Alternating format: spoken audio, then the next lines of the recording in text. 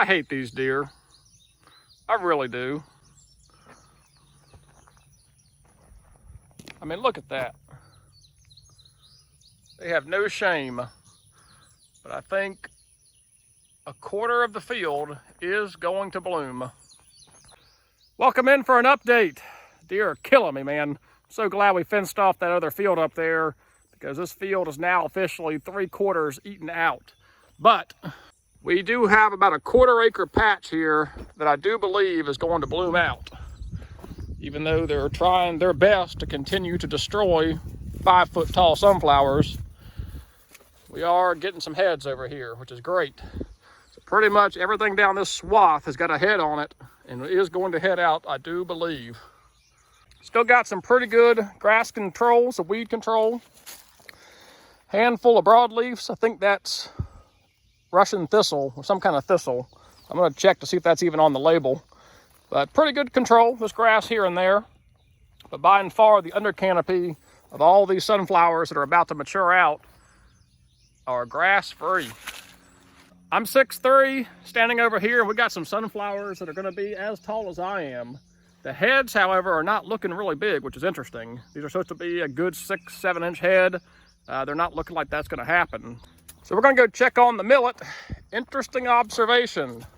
The millet's not very happy. And I think that's because of the pre-emergence. Millet, after 3 weeks, I think it's been 3 weeks, maybe 2, I can't remember, should be jumping up tall and green as a gourd, you know, at least 4 or 5 inches by now. And we've got germination.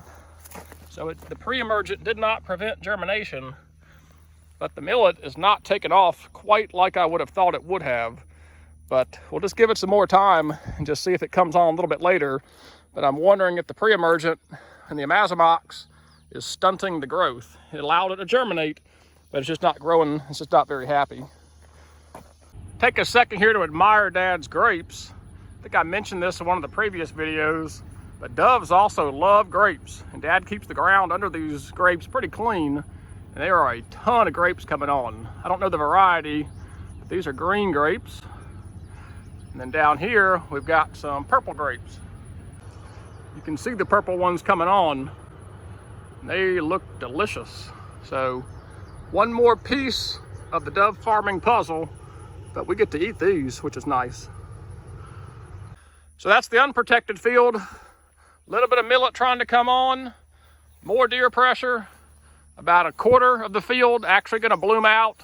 And that upper end, same thing with the millet. It's not quite coming on like we would like to, but I do see some green up there. The second sunflower field, that's what we're looking for. We got a nice bloom coming in and a 100% stand of sunflowers. Moral of the story, electric fence worked. Dad just came down. What I was talking with him about is the density of these sunflowers. You know, we've got some nicely spaced ones down here, but as you come up into it, there's a lot of crowding. Well, if you saw the early videos, you know we were trying to account for deer pressure. Once we decided to fence this thing off, the deer pressure practically ended completely. I don't see any predation in there whatsoever. So the fence certainly worked. But now we've got overcrowding, so the heads on average are much smaller than you would want. These should be 6, 7, 8 inch heads, and there's gonna be a lot of maybe 4 and 5s in here. So next year, we'll be able to dial that planting rate back because we're gonna plan to put the fence up again next year and actually plant the correct amount of sunflowers so they're not competing with each other for the available nitrogen. But just, again, we didn't exactly know we were gonna be putting up a fence, so we planted heavy, and this is what we've got. But still not disappointed at all. That's a 3/4 acre field slam full of sunflowers that are about to bloom. Let's go check out the millet.